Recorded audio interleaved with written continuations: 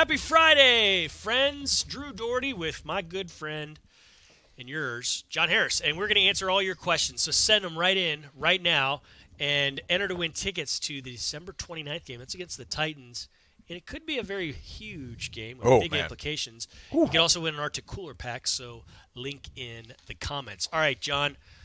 Monster win last Sunday night, but you got to forget it. You got to block it out. You got to focus on the Denver Broncos. And this is a team with a rookie quarterback who can do some things. He's very talented. He's played in this building before. He said, gosh, it was half full with Texas fans and half full with Mizzou fans, which is where he played. Mm-hmm. He said just when half of them were screaming, it's a loud place. So he knows he's coming into a hostile environment, so to speak, and Texans need to rattle this guy and pick up win number 9 of 2019. You know, one of the things I remember about that Texas Bowl, a few days prior, the MC of the luncheon just kicked over this, like, fire ant storm of a celebration, and that was him.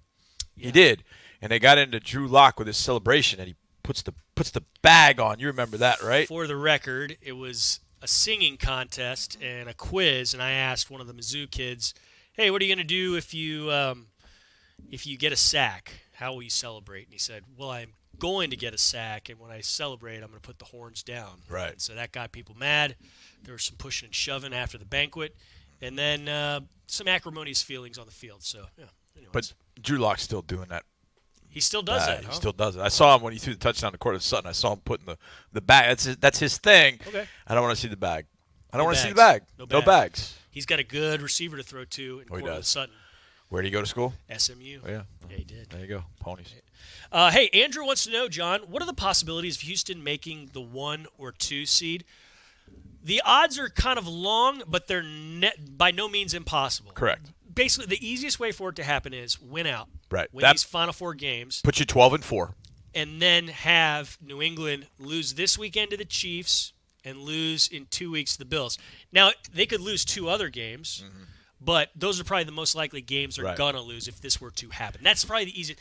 And to get the 1 seed, you'd need the Ravens and the Patriots to do a bunch of losing, and you'd still have to probably win out. Yeah, the Ravens, that's the sticky one because the Ravens, are playing as the best team in the league right now. I mean, we saw it. We saw it up close. I mean, that team was dominant that day. Outstanding, They've been dominant for a few weeks, and maybe the rain slowed them down more than the Niners did, but the Niners did a good job slowing them down, so maybe there'll be some things you can learn from that. But it's going to be really tough to catch the Ravens because if you do win out at 12-4, you need them to lose 3 times. I don't know if 3 times is going to happen, even though they do face the Bills this weekend up in western central New York, taking on the Bills at Orchard Park.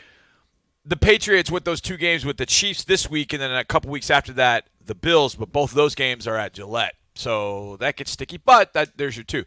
The fly in the ointment in all this, in some sense, could be the Buffalo Bills. Because if the Bills went out, they'll finish 13-3. Right.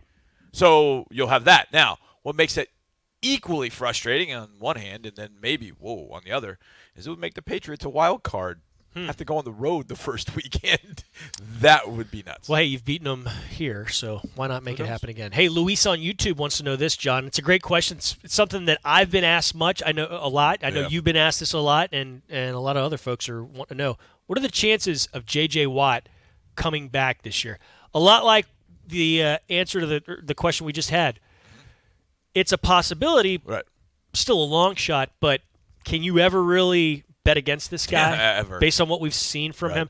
Now, probably you're not going to see him at all in the regular season. If you were, it would maybe be week 17, but maybe.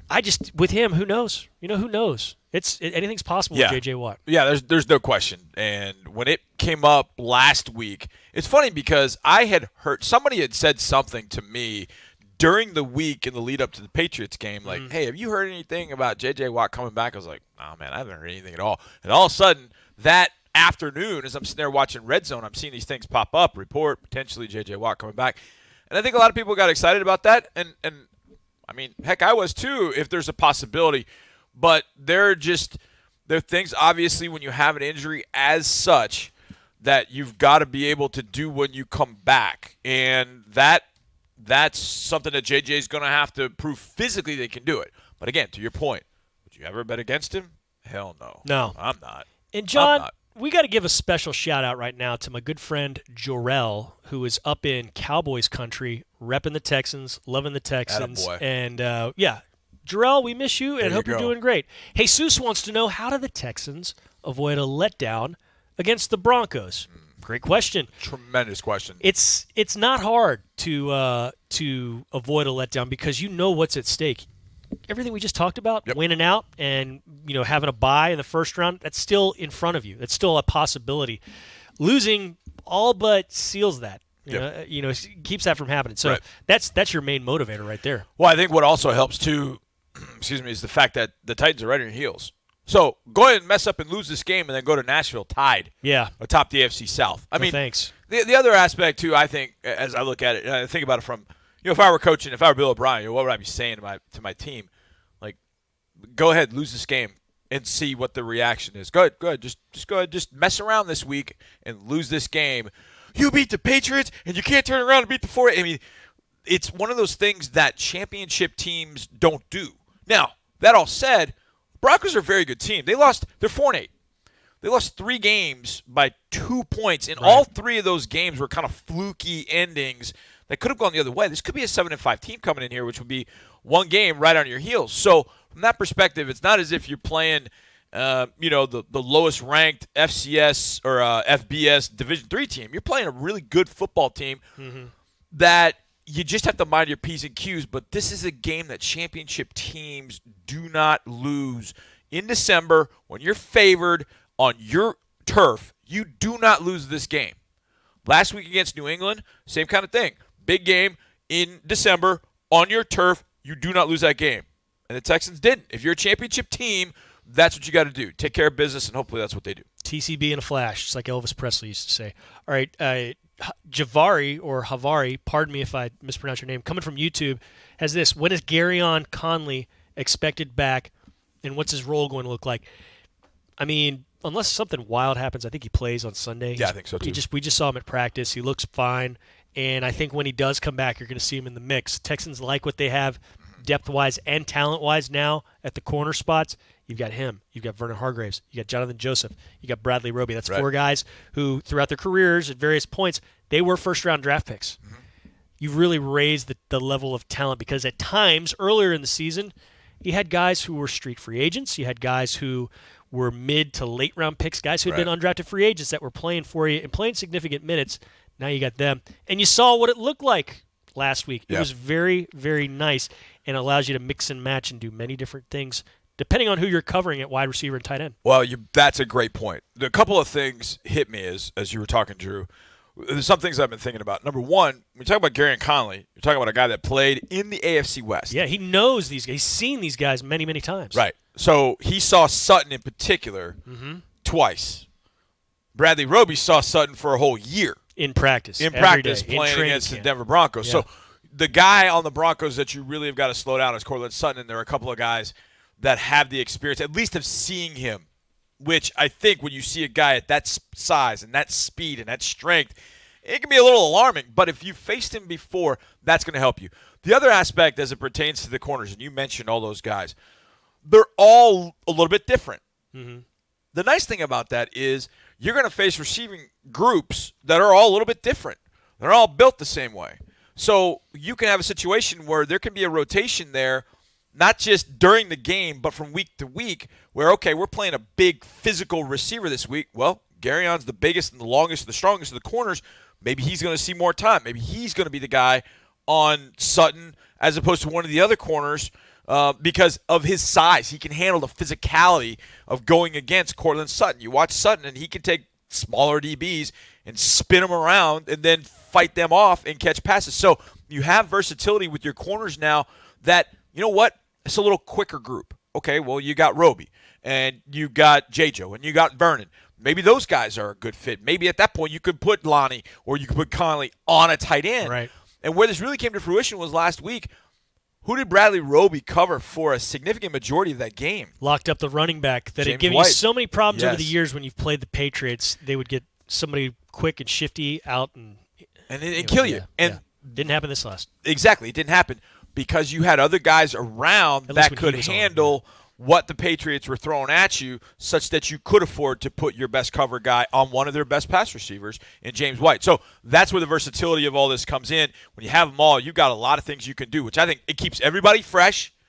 everybody ready to go, everybody kind of competing and chomping at the bit for the rest. I think it's awesome what they've got in the secondary now. Sure is. Okay, Brenda has this one. This is the final question. We got this. How are the Texans preparing to take on the Titans in 2 of the last 4 games? John, this has been a really interesting series lately. It's been a home-and-home series, meaning the home team's won. You haven't really won there since, what, 15? 15 is the last time we won. And you've blown their absolute doors off here at NRG Stadium the last 2 times you played them, and really you beat them handily the third time in 16, didn't you? Anyways, the last 2 times when Deshaun Watson has been under center in NRG Stadium against the Titans, it's been blow up. Double-digit beatdowns. Right. So you got to find a way to get that win up there, and I think you can. This team is capable of anything, especially with him under center. You got to also remember that was start number 8 of his career when he and the Texans lost there in week 2 against the Titans. And he's seen a lot of football since then, and he's matured in many, many ways. This is start number 35 coming up tomorrow, so it'd be start number 36 when he does indeed play against the Titans.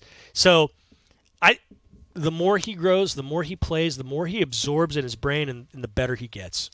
I think to answer that question, and I think it's a great question, to answer that question, it's sort of meaningless if you don't win this one. Yeah. So in preparing to take on the Titans, you better solve this problem first. Right. This Broncos problem. Because if you think about it, and I wrote about this a little bit. You tunnel vision and just focus.